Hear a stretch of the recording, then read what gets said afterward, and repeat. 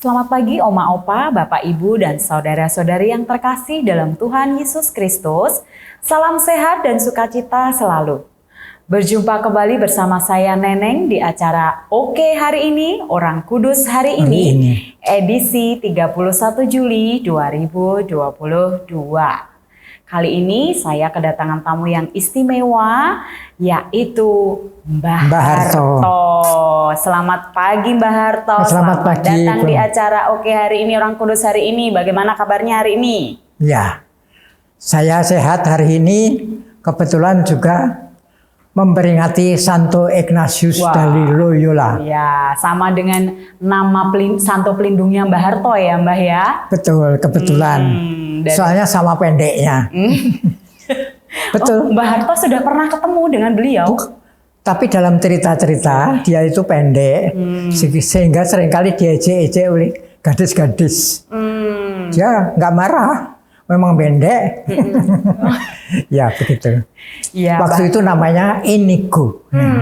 Apa itu artinya Inigo? Inigo itu artinya bersemangat. Dia memang semangatnya luar biasa. Dia kan waktu kecilnya sebelumnya kan lahir dulu ya. Dia lahir di Basque, di sebuah kastil yang namanya Loyola. Nah ibunya namanya Maria Sanchez Lacona. Nah, dari kata Sanchez itu maka anaknya Inigo diberi nama Inigo Sanchez. Oh gitu. Jadi rupa-rupanya lebih senang dengan ibunya. Sebentar Mbah, Loyola itu di mana itu Mbah? Loyola itu di Basque, di Spanyol. Oh, Spanyol. Iya. Mbak Neneng bisa bahasa Spanyol? Un poco. Buenos días. Buenos días. ¿Cómo estás? Está bien. Hebat. Ya, terima kasih. Sama-sama Mbah, itu kan Neneng juga belajar dari Mbah, ya kan? Ya. Terima kasih sudah ngajarin Neneng tadi ya, walaupun dengan waktu yang sangat singkat, tapi memperoleh ilmu yang lumayan ya. Nah lanjut Mbah Harto, cerita tentang Santo Ignatius dari Loyola. Loyola tadi ya. Tadi saya sudah sampaikan, dia ketika kecil namanya Inigo Sanchez. Dia tinggal di Kastil Loyola. Dia orang Basque, tapi bangsanya namanya bangsa Spanyol. Nah kemudian dia ketika hampir besar, jadi hampir dewasa itu, dia dititipkan pada keluarga bangsawan menjadi abdinya. Tapi dia cita-citanya, saya ingin jadi militer. Saya sekarang aja saya sudah suka memakai pakaian militer, ada pedang, ada belati dan sebagainya. Dan kalau jalan dia walaupun pendek, tapi dia seperti pahlawan yang hebat sekali. Nah, kemudian betul karena cita-citanya di militer, maka dia masuk kelompok militer, bukan sekolah militer tapi kelompok militer. Lalu dia diminta untuk ikut berperang melawan ekspedisi dari Perancis. Nah, dari Perancis itu mau menggempur ke Spanyol, dia mempertahankan. Ketika dibom, ada bom ya, itu jatuh kena kakinya. Lalu patah ya, keduanya kakinya. Satunya terluka.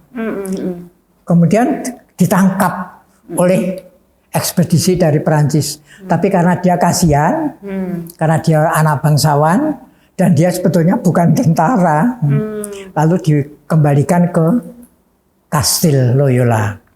Di sana kemudian dibawa ke rumah sakit. Nah kemudian dirawat di sana untuk dioperasi. Operasi pada waktu itu tanpa AS, tanpa itu untuk supaya tidak sakit tuh anestesia namanya. Anestesia itu nggak pakai itu, sakit sekali ya. Nah kemudian ketika sendirian di dalam kamar itu, di opname itu, dia kepengen membaca. Dia memang karena hobinya suka membaca ya. Lalu dia suka membaca, tapi nggak ada buku yang disukai. Kenapa? Kenapa? Karena rumah sakit pada zaman itu dikelola oleh ordo atau kongregasi atau tarekat. Sehingga buku-bukunya hanya berisi buku-buku tentang Yesus atau tentang orang kisah kudus. Para rasul ya. Kemudian dia membaca buku-buku itu. Terpaksa membaca karena tidak ada buku kesukaannya beliau tidak ada ya. buku kesukaannya yaitu tentang kepahlawanan, heroik ya. Tapi nggak ada. Kalau dia pas membaca buku De Vita Christi, kehidupan Kristus. Nah, buku itu kumpulan dari para bapak gereja. Lebih dari 10 itu. Mereka masukkan pelajari. Akhirnya dia apa? Dia tertarik. Wah, saya pikir kenapa saya mengabdi kepada raja atau para bangsawan yang manusia, sedangkan orang-orang ini mengabdi kepada Tuhan. Dan dia akan mendapat kehidupan kekal. Kalau begitu saya akan meninggalkan tadi ya kebiasaan itu dan saya akan menjadi orang-orang seperti mereka. Betul. Kemudian ketika hampir sembuh, ya sudah baik, dia bisa jalan. Habis komuni, ikut misa, dia disiplin sebetulnya. Kemudian dia pamit, saya mau keluar. Lalu keluar masuk di gua untuk meditasi. Kemudian berdoa, meditasi. Terus ada penampakan. Yang menarik itu ada penampakan seperti mata, tapi bukan mata. Jadi bersinar. Nah dia tertarik, ini apa? Kalau dia pergi, dia sedih. Tapi kalau dia datang, dia tuh senang sekali. Kemudian saya pikir-pikir, saya mau pergi saja dari sini, dari rumah sakit, kemudian dari gua ini, saya mau ke biara Benediktin. Nah, di mana itu, Mbak? Benediktin itu di mana itu? Di Montserrat. Nah, di sana ada ini seperti gambar Bunda Maria yang disebut dengan Santa Maria de Montserrat. Jadi Santa Maria dari Montserrat. Itu dia tertarik sekali. Rasanya itu seperti ibunya itu. Jadi wajahnya itu mengingatkan pada Bu Sanchez, Bu Maria Sanchez. Nah, kemudian dia buka baju militer itu, diletakkan di bawah. Kemudian belati, pedang ditaruh di atas altar. Altar yang di dekat patung tadi, Bunda Maria tadi. Di kapela Santa Maria Montserrat itu. Habis itu terus dia pakai pakaian biasa. Bahkan pakaian yang kasar. Nah, dia keluar. Dari situ dia pergi ke Manresa. Kemudian sampai Manresa dia kepengen, saya harus belajar. Kalau hanya begini aja kan enggak sempurna. Saya harus belajar lagi. Saya ingin berbahasa Latin dan belajar teologi. Kemudian pergi ke Salamanca. Di sana dia ada Universitas Salamanca. Nggak puas di sekolah di situ. Kayaknya tuh nggak puas. Lalu pindah ke Paris. Lalu Paris dia mendapat pengetahuan banyak sekali. Sampai tahun 35. Nah, kemudian jadi 1535 ya. Nah, sampai di situ dia ketemu teman-temannya dari mahasiswa itu, mahasiswa. Siapa aja itu? Ya, antara lain Santo Franciscus, belum Santo waktu itu, namanya Franciscus Saverius ya betul. kemudian ada lagi Petrus, ada lagi namanya Simeon, macam-macam. Ya. Nah itu ada 6, tapi ada yang bilang 7 kalau menurut Yesuit itu bertuju dengan dia. Nah kemudian membentuk suatu komunitas, senang sekali dia. Yuk sekarang kita kumpulkan ini, lalu untuk apa kita begini? Kita sekarang pergi ke daerah-daerah untuk menjadi misionaris. Mau, tapi kita harus dapat izin dari Sri Paus. Iya ya betul. Kemudian mereka pergi ke Roma, bertemu dengan Sri Paus. Paulus ketiga ya, waktu itu ya. Kemudian orang berkata, kamu itu mahasiswa pinter-pinter mau pergi ke daerah-daerah untuk menyebarkan berita Injil ya. Kalau begitu sebaiknya kamu ditabiskan dulu dari imam. Nah kemudian betul dia ditabiskan jadi imam, jadi pastor semua itu. Nah kemudian perkumpulannya tadi diberi nama Societas Jesu. Jadi lalu kalau bahasa Indonesia menjadi Serikat Yesus ya. Lalu dia pergi kemana-mana, disiplin sekali, sambil dia menulis tentang peraturannya itu, dan juga latihan rohani. Nah, latihan rohani itu bahasa Spanyolnya mungkin Mbak ingat. Latihan rohani. Apa itu ya? Exercio spiritual. Exercio spiritual itu bahasa Spanyolnya.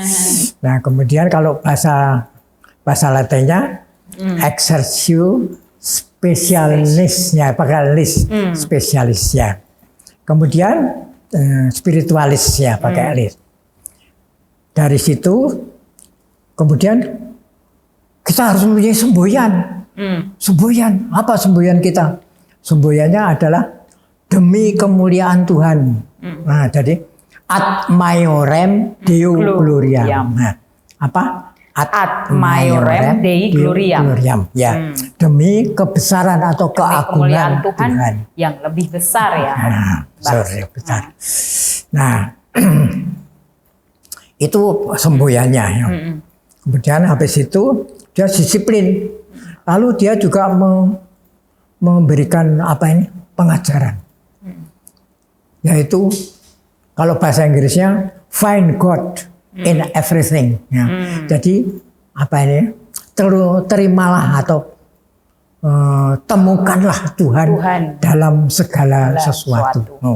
Bagaimana Anda menemukan Tuhan dalam segala sesuatu? Misalnya kita melihat matahari. Matahari itu terbit dari timur ke atas, kemudian tenggelam. Berarti manusia itu juga diciptakan Tuhan dari kecil menjadi dewasa kemudian bisa bertindak apa-apa, tapi juga akhirnya mati juga. Kemudian misalnya saja melihat lift, itu bisa naik, bisa turun. Jadi untuk mengangkut manusia itu kita bisa menjadi orang besar, bisa menjadi orang yang sederhana. Nah, itu contohnya saja. Nah, kemudian jadi yang kedua itu membaca. Jadi segala sesuatu itu, pengetahuan itu dapat diperoleh dengan membaca, disiplin, ya, nomor 3 disiplin. Kemudian yang berikut adalah tadi itu, yaitu menemukan segala sesuatu. Menemukan Tuhan dalam segala sesuatu. Nah, bagi kita yang yang masih hidup di dunia itu atau seringkali ke gereja, biasanya kita kan menyanyikan lagu. Nah, salah satu lagunya itu ciptaan Santo Ignatius. Ya. Bagaimana itu, Mbak? Waktu itu belum ditabiskan kan, belum dikanonisasi kan, masih hidup. Ya. Nah, lagunya karena saya tidak hafal Notasinya pakai ini. gimana nih notasinya, Mbah? Nah, lagunya seperti berikut. Nah, notasinya gimana? Satu, Contoh dua, dulu, Mbah. Sol la si do ya. Na, gitu ya, Mbah ya. Ambillah Tuhan kemerdekaanku dan kehendak serta pikiranku. Terimalah Tuhan yang ada padaku. Gunakanlah menurut hasratmu. Hanya rahmat dan kasih-Mu padaku yang ku mohon menjadi hartaku. Hanya rahmat dan kasih-Mu padaku yang ku mohon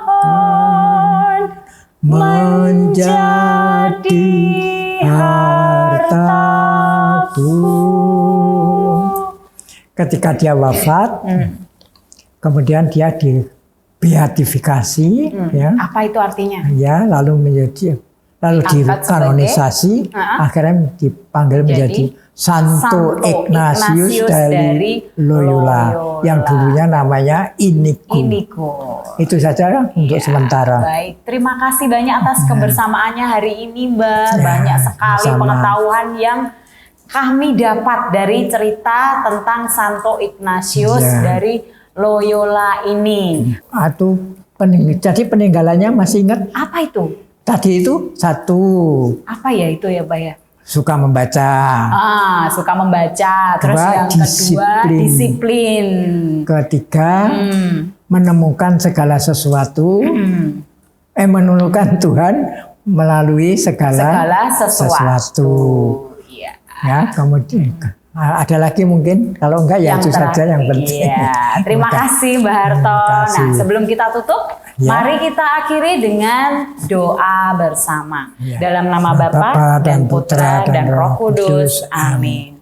Santo Ignatius, doakanlah kami.